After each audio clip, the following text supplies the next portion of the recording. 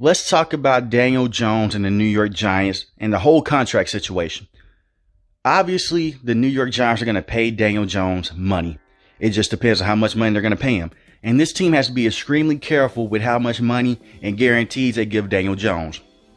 Daniel Jones played phenomenal for New York Giants this year. They went to the playoffs. They beat the Minnesota Vikings. They came up short against a Philadelphia Eagles team that went to the Super Bowl, and they were just outmatched by across the board. And Daniel Jones still played decent in that game. Daniel Jones is a very good NFL quarterback. The problem is that the New York Giants find themselves in a tough situation. Saquon Barkley's contract is up, and so is Daniel Jones. Usually, when you make payments to guys like this and guys of this stature at these positions, you're trying to win a Super Bowl at all costs. Saquon Barkley, when healthy, is one of the best players in all of football, not just at the running back position. And the problem is staying healthy. He's dealt with injuries in the past. He's hurt his ankle before. He's dealt with a torn ACL. And I want to see every player get their money. But this is about Daniel Jones. Saquon Barkley's been more consistent than Daniel Jones in the last couple of years. But Daniel Jones, you have to feel for him. He had to deal with a terrible head coach in Joe Judge, a horrible offensive coordinator in Jason Garrett. In his first year with Brian Daboll, he completely transformed his career. He had 15 touchdowns passing to 5 interceptions, but 22 total touchdowns. You look at what this man was able to do on the ground this year, it's very sensational. 708 rushing yards to 7 touchdowns. A lot of people compare him to Alex Smith, and a lot of people say that he has more mobility than Alex Smith. I think that Daniel Jones has a higher ceiling than Alex Smith, in my opinion. This team was able to make the playoffs with wide receivers such as Richie James and Darius Slayton. And nothing against those guys, but those are definitely not number 1 or number 2 wide receivers in the NFL. Darius Slayton is a decent wide receiver. He has 724 yards and 2 touchdowns. Richie James Jr., 569 yards receiving and 4 touchdowns. But the thing is, with the New York Giants, they do have targets like Daniel Bellinger, but those premier weapons have been hurt. Kenny Golladay has been a bust of a signing, and I expect for them to move off of his contract sooner than later. And you look at what Daniel Jones had to work with. He could have been throwing to weapons like Sterling Shepard, Kadarius Toney, and Wan'Dale Robinson.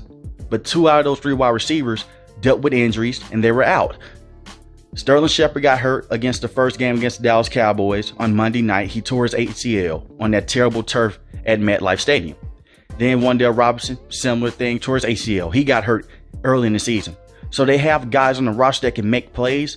Those guys just stay injured, and they're not true number 1 receivers either. And the thing was with Kadarius Toney, he didn't gel well with Brian Daboll, and he just didn't gel well with the New York Giants culture. So they let him go. Daniel Jones has proven to you that he can get you to the playoffs, and you can win a lot of games underneath him if he's managed correctly. I think the New York Giants will most definitely pay him. I do not think they will pay him top dollar. I believe that it would be a benefit for both teams to pay him a decent sum of money in the mid-range, in the mid-level of what quarterbacks are owed. A lot of people are trying to trash the New York Giants and say, hey, they should have exercised the 5th-year option. You put yourself in the New York Giants' shoes, I wouldn't exercise the 5th-year option either at the time. Daniel Jones was dealing with a lot of turnovers, and he was dealing with a lot of problems reading the field. You insert Brian Daboll, things changed. And you have to give Brian Daboll his credit because he is Coach of the Year. The problem that I have with this team is paying Saquon Barkley. Now, hear me out. He's one of my favorite running backs in the NFL, and I have no ill will towards Saquon Barkley. But if they give Saquon Barkley top tier money, similar to a Christian McCaffrey or to a Nick Chubb, you may find yourself in a bad situation. And Nick Chubb's deal is team friendly, and I hope that the New York Giants can find a way to swing his deal to being team friendly, or they may franchise tag Saquon Barkley.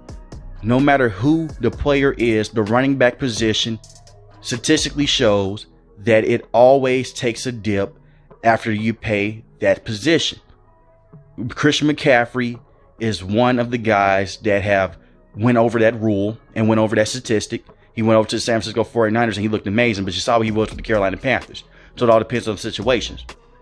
And the reason why I'm so concerned about this team paying both of these guys huge sums of money, they still have holes on this team. They need help in the secondary bad. They need help on the offensive line still. They've been rebuilding this offensive line for it seems like the last decade. They can't get that correct.